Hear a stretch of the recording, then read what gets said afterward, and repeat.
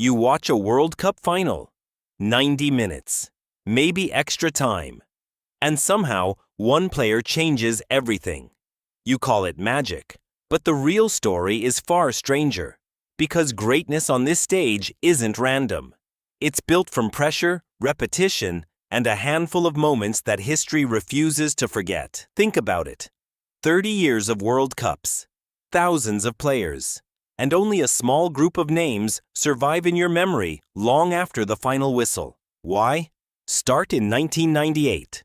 Zinedine Zidane stands in the Stade de France, wearing the blue of France. 2 headers. 1 trophy. A nation erupts.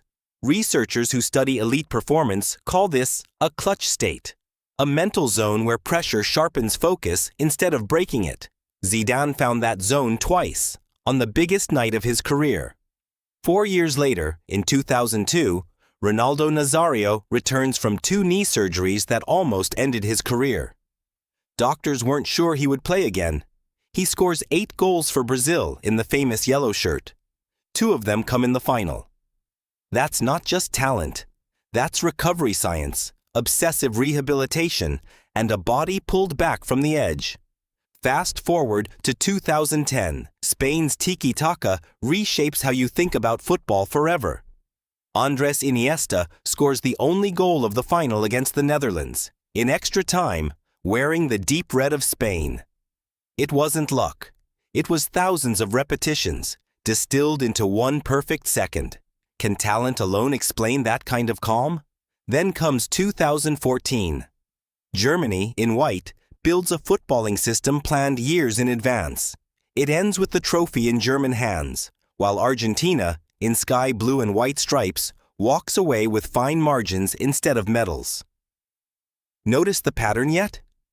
Every legendary tournament run sits on top of a football culture built over decades, not weeks. By 2018, France returns in blue, and a teenager named Kylian Mbappé sprints past defenders like the tournament belongs to him. He becomes only the second teenager ever to score in a World Cup final, after Pelé in 1958, who wore the green and yellow of Brazil. That same tournament, Luka Modric wears the red and white checkers of Croatia and carries a small nation all the way to the final. He wins the Golden Ball as the best player of the entire World Cup. A country of under 4 million people. A final against France's much deeper squad, and still, one midfielder in a checkered shirt controls the tempo of almost every match he plays.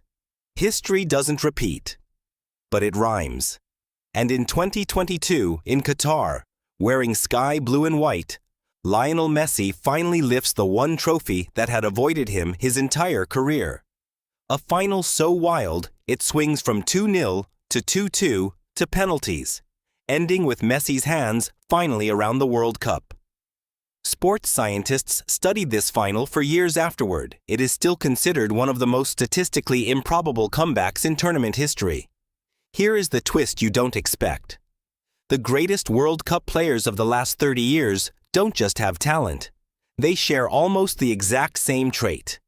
They perform their best football under the exact conditions that make most people perform their worst. Under pressure. Under global attention.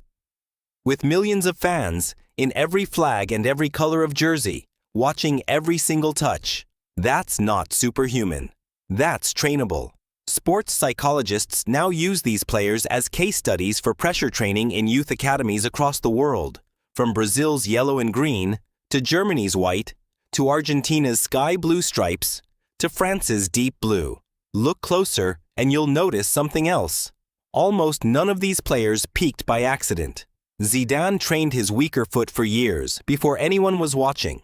Modric was rejected by clubs for being too small, and used that rejection as fuel for over a decade.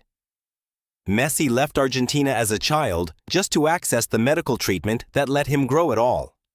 Every flag on that pitch represents a different football culture, but every legend under that flag shares the same quiet obsession behind the scenes, long before the cameras and the anthems and the fireworks.